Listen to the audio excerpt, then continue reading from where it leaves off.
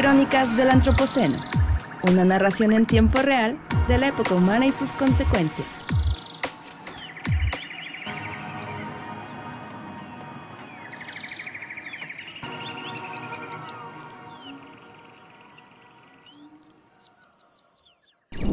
Hola y bienvenidos a Crónicas del Antropoceno. Yo soy Víctor González Quintanilla y me acompañan esta semana Coco Vargas. Hola, ¿qué tal? Y Marcos Vinagrillo. Hola, saludos. Hoy vamos a hablar del agua, de lo que vale y de lo que cuesta, de por qué es indispensable para la vida y de cuánta nos queda. Un repaso rápido por la historia de la vida y el futuro de nuestra especie, anclado en una realidad, que la estamos agotando, ensuciando, desperdiciando y malbaratando. Este que es el recurso menos renovable y más valioso de todos para la vida. Por algo le llaman el vital líquido. Y es que ya ni siquiera la que cae del cielo está limpia. ¿Viste, Coco? Esta noticia reciente acerca de la contaminación del agua, incluso del agua de lluvia que ya viene contaminada. Sí, qué triste que ahora ya no podemos confiar en el agua de lluvia. No, la Universidad de Estocolmo, unos investigadores encontraron un tipo muy particular de contaminante al que le llaman los forever chemicals o químicos eternos. ¿Te acuerdas que? Creo que está relacionado con el teflón. El teflón es uno de ellos, se llaman PFAS por sus siglas, no las vamos a decir, son casi impronunciables, pero a final de cuentas se le llaman los químicos eternos porque son tan estables. Los inventamos para hacer algo, por ejemplo el teflón, es tan estable que no se le pega nada, es decir, no se mezcla con nada. Pero al mismo tiempo, como no se mezcla con nada, no se degrada con nada, y poco a poco se va quedando, se va metiendo a los ciclos del suelo, del agua, incluso se lo lleva el aire, se sube a las nubes y ahora cae en el agua de lluvia, que antes pensábamos, se creía que el agua de lluvia pues siempre estaba limpia, muy limpia, demasiado limpia, incluso destilada. Pero no, al parecer, a partir de esta investigación que se anunció durante este año, por ahí de agosto de este año, nos damos la idea de que ya ni el agua de lluvia cae limpia. Y ese es el problema. El agua es finita, es un recurso finito, no es renovable, no se puede hacer más, no es importante, es imprescindible para la vida, por lo menos como lo conocemos, y la estamos malbaratando, la estamos ensuciando y nos estamos poniendo en riesgo a nosotros y a todos los seres con los que compartimos el planeta. De eso vamos a hablar hoy de manera, digamos, general, pero también un poquito más específico de por qué esto nos debe de preocupar. El agua es la sustancia más importante para el desarrollo y sostén de la vida en nuestro planeta. La molécula de agua, H2O, es bipolar, o sea que tiene un lado positivo, el de los hidrógenos, y otro negativo, el del oxígeno. Esta característica de bipolaridad le brindó el título de disolvente universal, y es lo que hace que el agua sea rarísima en el universo y permita que estemos vivos. El agua posee un gran número de propiedades físicas, entre las que destacan el ser la única sustancia que se puede encontrar en los tres estados de la materia, sólido, líquido y gaseoso, de forma natural en la Tierra. Este líquido incoloro, inoloro e insípido lo usamos como punto de referencia para medir la temperatura en grados Celsius, marcando 0 grados cuando se congela y 100 grados cuando hierve, los puntos que conocemos como de congelación y ebullición respectivamente. Como verás, el agua es una sustancia tan familiar que nos parece corriente, pero que no tiene nada de ordinario. Vemos entonces que esta frase de que el agua es vida no es solo un eslogan. El agua y la vida son prácticamente sinónimos y han estado relacionados pues desde que se dio la vida misma, por lo menos la que conocemos aquí en la Tierra, y retratado en la cultura, las cosmovisiones, en toda la manera de percibir el entorno de las culturas humanas. De hecho, en todas las cosmovisiones del mundo, yo creo que podríamos encontrar al menos una o varias deidades que representan la naturaleza del agua o algún mito primigenio del origen de la vida que pone al agua como uno de los elementos principales. Y esto pues no queda atrás en la ciencia también, es decir, la teoría de Oparin sobre el origen de la vida precisamente se basa en que el agua como ese solvente universal empezó a permitir en su matriz la disolución de químicos inorgánicos que pasaron a ser orgánicos, que pasaron a ser células y así sucesivamente. El caldo primigenio es el que... famoso caldo primigenio. En donde se hizo posible que elementos que flotando en ese caldo se fueron pegando de diferentes maneras a través de millones de años hasta llegar a una forma de organización compleja a la que llamamos vida.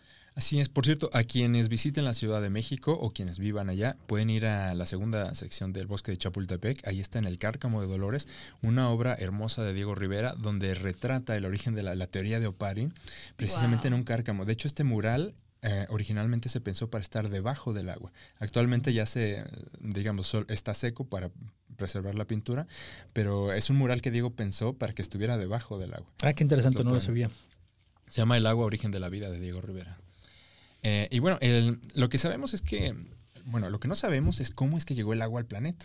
Sabemos que hace 5,000 millones de años empezó la historia de nuestro planeta, esta masa gigante de polvos, de rocas que se empezó a enfriar, y que hace 3,000 millones de años había bacterias. Por lo tanto, en algún punto entre esos 5,000 millones y esos 3,000 millones, se crearon los mares. Sí, o sea, se fue juntando agua de alguna manera, ya sea que cayó de fuera, que salió de abajo. ¿Cuáles son las ideas?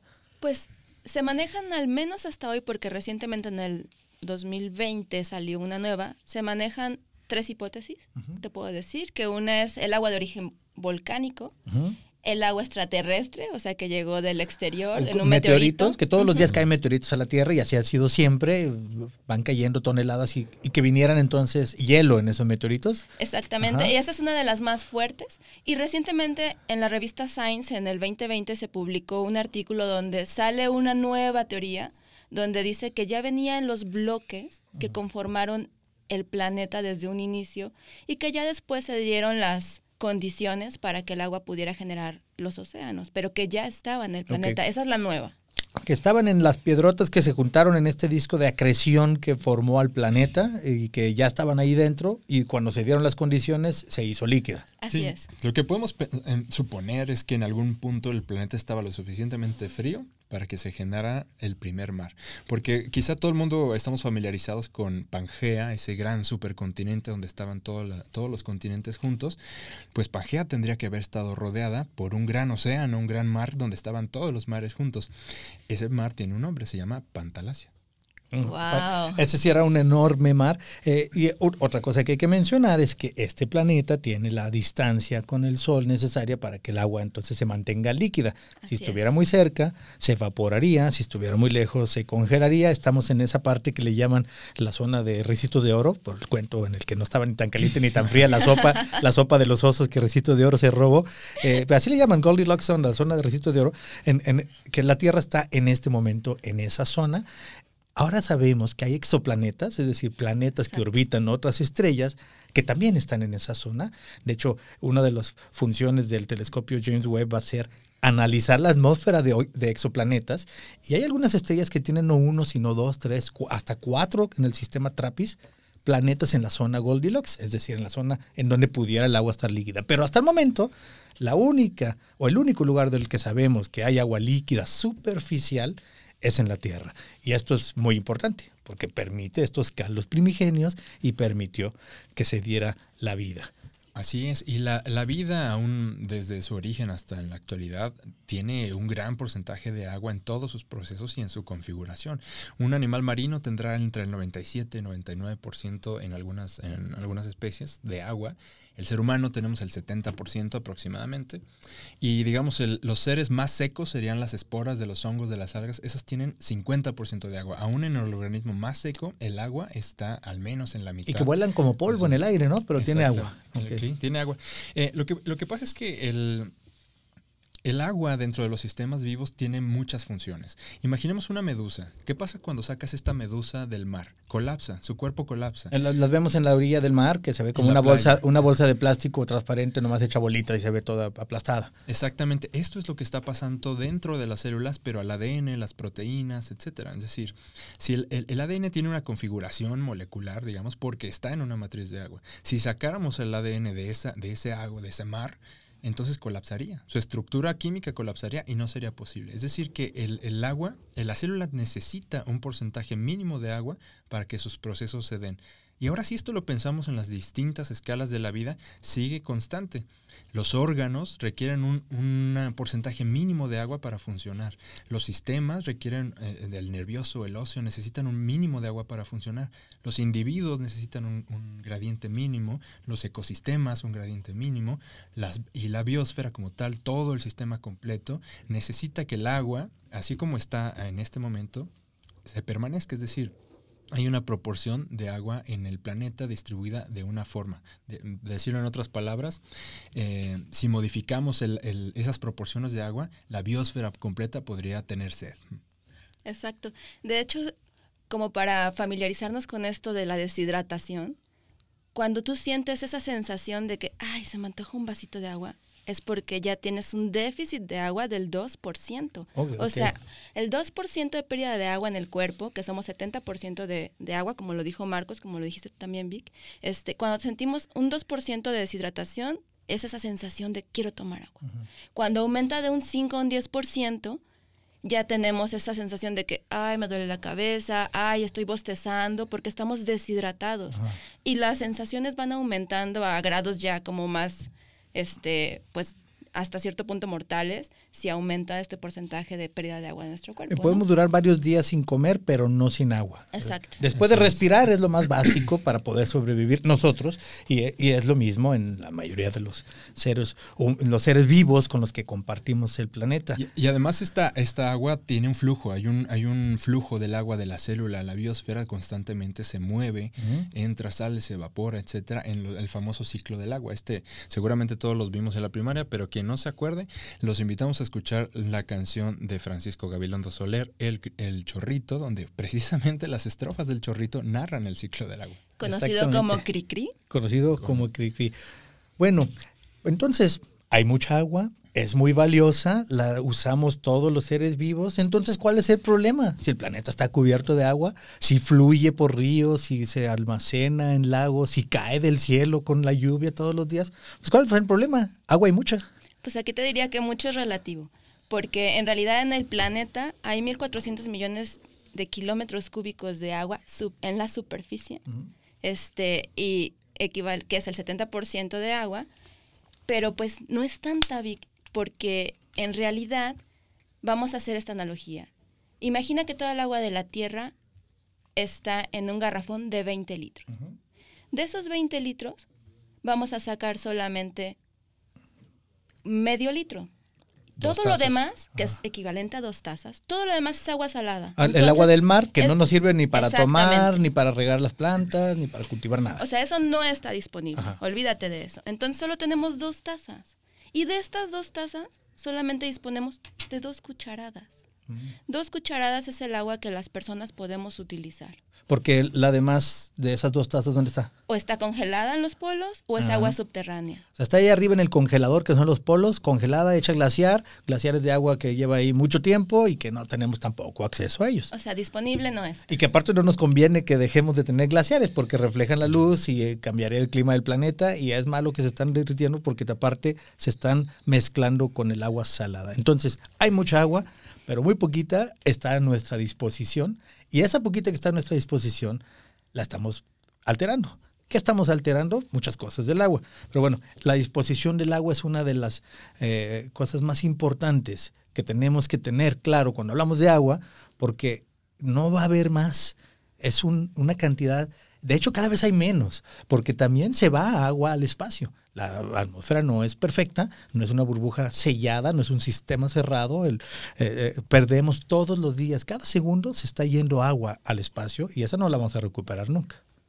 No, y de la poca agua que tenemos, solamente 2.200 millones de personas son las que pueden acceder a este servicio. Esa es otra cosa importantísima. Otra cosa. Hay poca y más repartida. Exactamente. No equitativa. Pues. 2.200 millones pueden acceder o tienen pueden acceder a este servicio. Okay.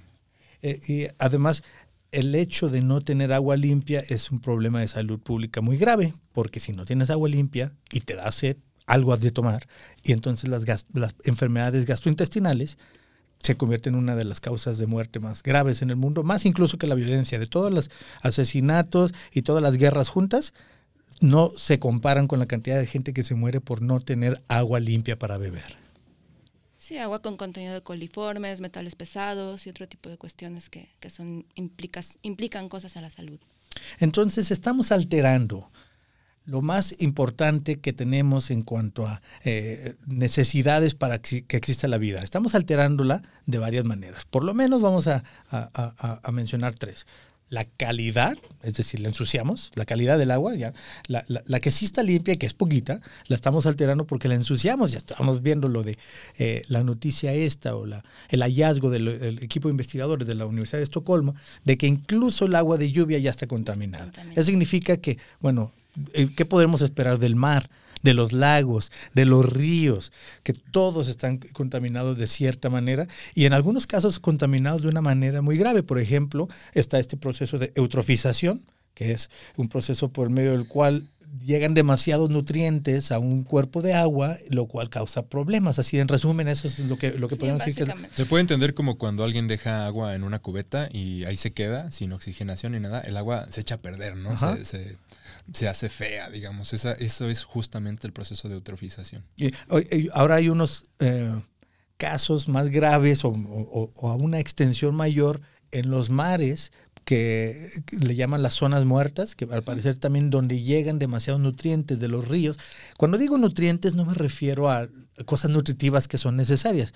A veces lo que sucede es que esos ríos traen arrastre de zonas agrícolas en donde el exceso de agroquímicos se va al agua, se lo lleva el río, hay nitrógeno que se necesitaba para crecer plantas, pero se fue el excedente y llega al mar y provoca entonces que afloren bacterias, que afloren son las famosas algas. Mareas rojas, o sea, las algas microscópicas que están en el mar, dependiendo de X cantidad de nutrientes, de repente les llega una ola de un montón de nutrientes más, pues crecen, explotan.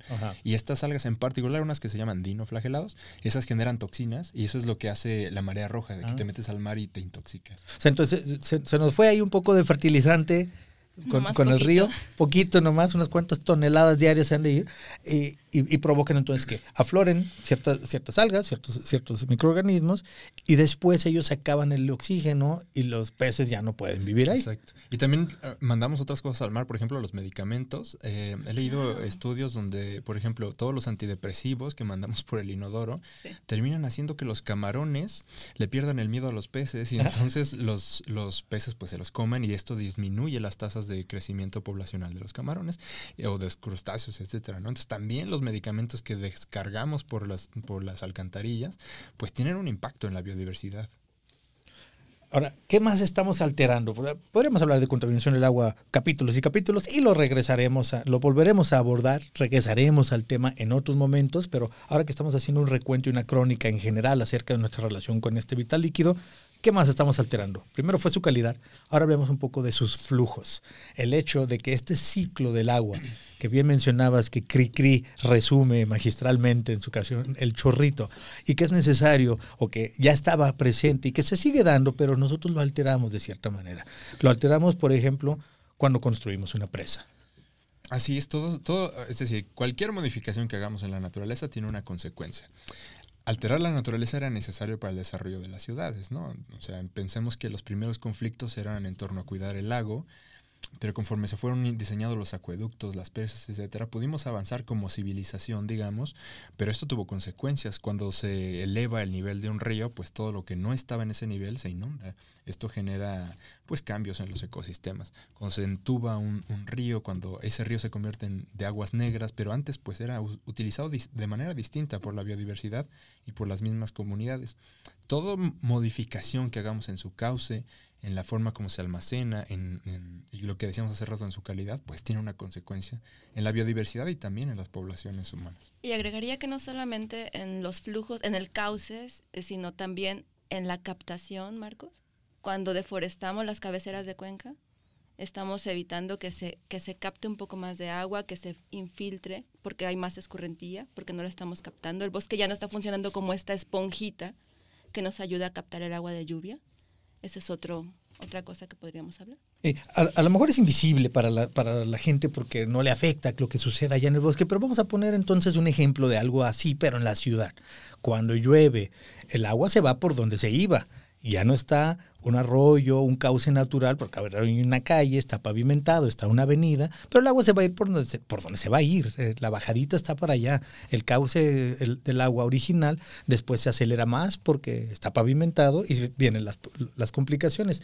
Inundaciones, vienen, bueno, al menos en la ciudad en donde vivimos, en Guadalajara, Jalisco, cada año hay problemas de inundaciones porque cae mucha agua en corto tiempo y simple y sencillamente el sistema de drenaje, que además junta el agua limpia de la lluvia con el agua sucia del drenaje, se desperdicia, pero el sistema de drenaje no hay suficiente diámetro para que se vaya todo. Entonces ahí nos damos cuenta cómo el ciclo del agua alterado por nosotros termina provocándonos problemas a nosotros, y en algunos casos esos ciclos provocan problemas a otros animales. Mencionamos las presas, la mitad de los ríos del mundo por lo menos tienen una gran presa. ¿Eso qué significa? Por ejemplo, a mí se me hace que es uno de los héroes de la naturaleza, el salmón, que nada contracorriente desde el mar hasta arriba en el lago donde nació, pero luego se encuentra con una presa en el camino. O sea, nada contracorriente, sube presas, brinca, sube cascadas, brinca para subir cascadas, atravesando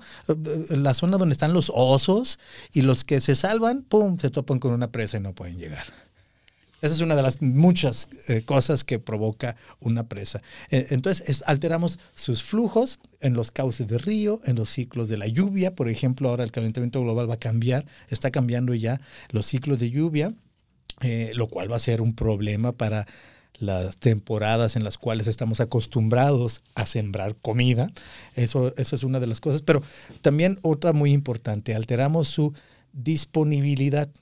La disponibilidad, que significa no siempre tenemos la misma cantidad del agua. De hecho, en esta ciudad ni siquiera tenemos muy claro cuánta agua hay, cuánta sigue habiendo en el subsuelo, cuánta se desperdicia en el camino cuando la traemos del lago más cercano que tenemos aquí de Guadalajara, el lago de Chapala. Es decir, no hay un presupuesto claro con respecto a el recurso más valioso. Si no sabes cuánto tienes, cuánto necesitas y cuánto habrá después, pues imagínate que si no nos estamos acercando ahí a una crisis, a un gran problema. De hecho, otro de las fuentes de agua dulce, digamos, a las que tenemos un acceso difícil es los mantos freáticos subterráneos. Es decir, no estamos seguros de cuánta agua hay ahí abajo de la tierra. O sea, no hay una cifra exacta. Es además algo muy difícil de saber. Muy difícil de medir.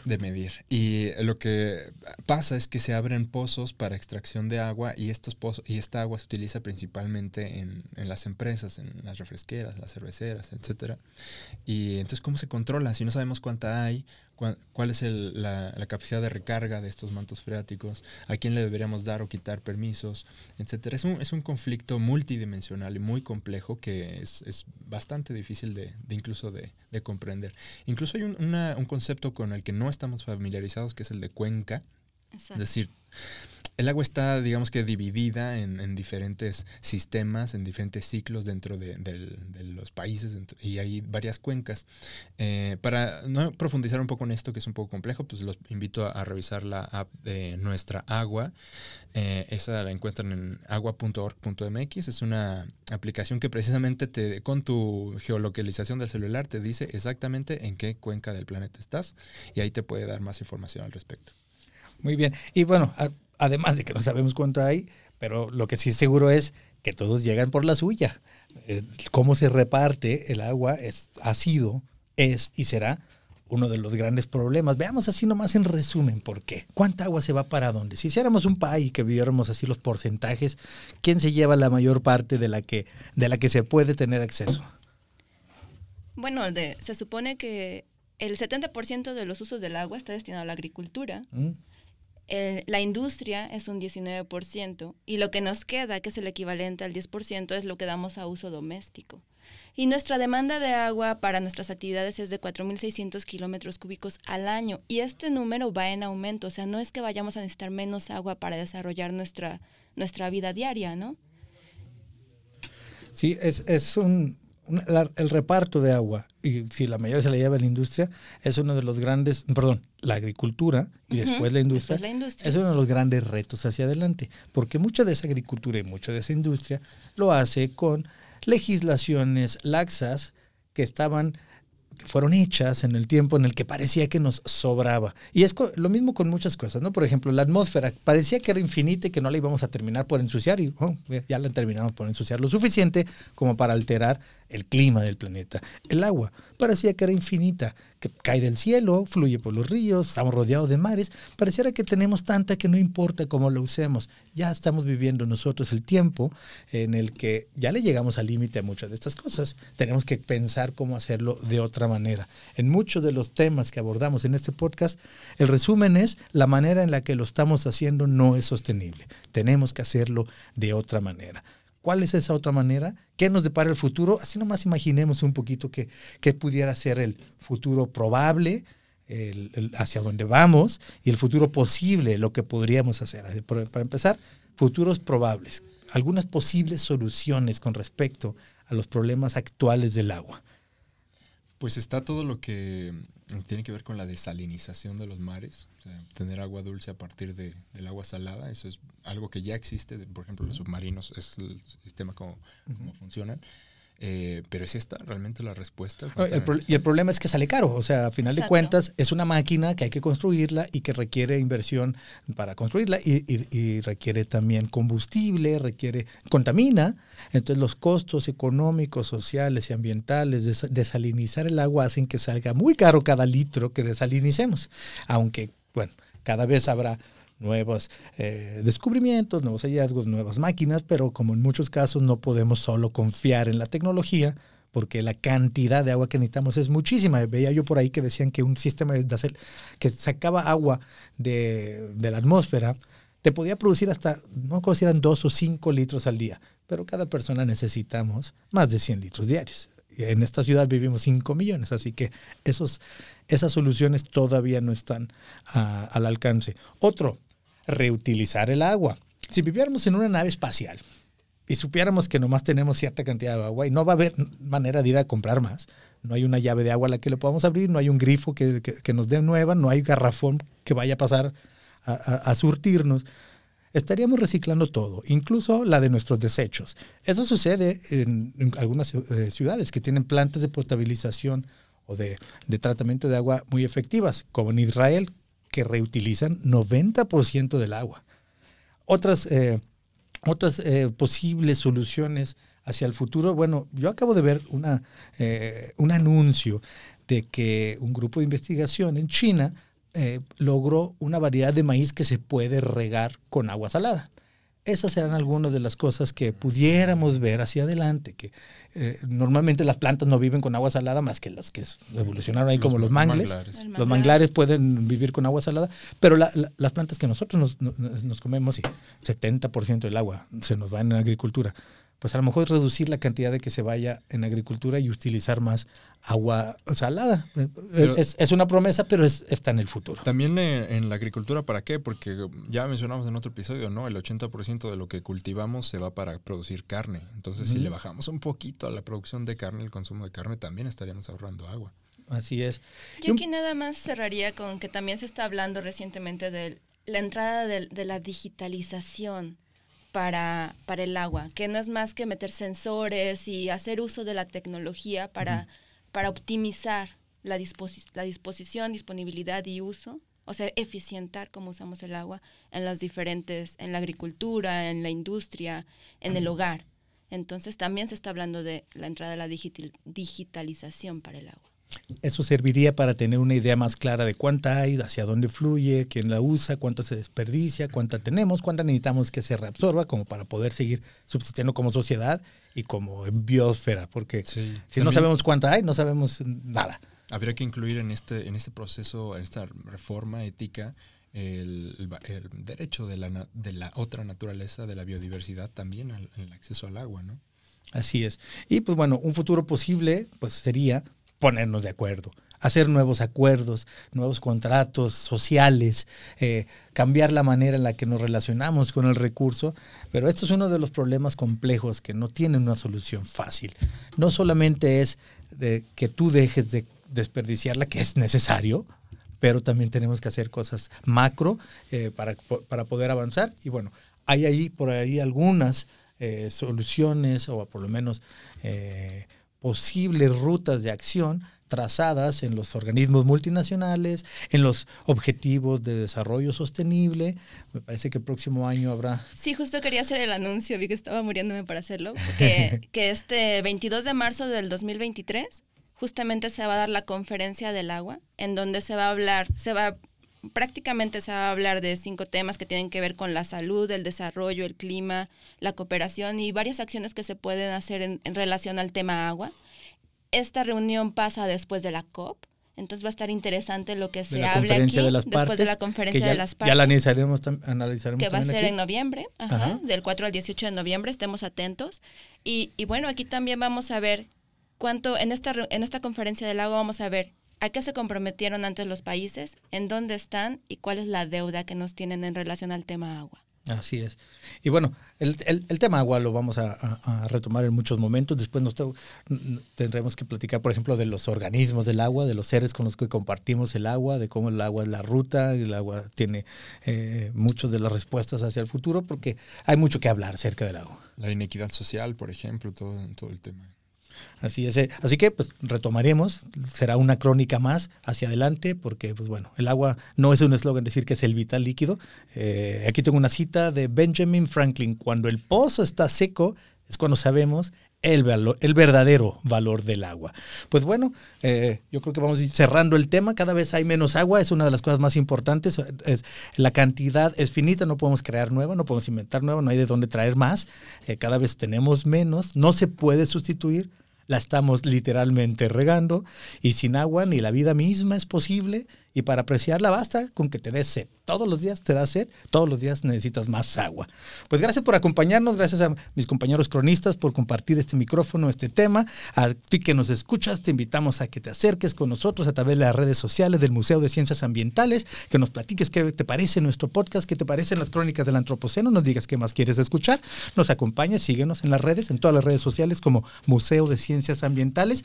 Y como siempre, todas las referencias mencionadas durante este programa y algunas lecturas sugeridas con respecto al tema las puedes encontrar en donde encuentras tu podcast como descripción del capítulo.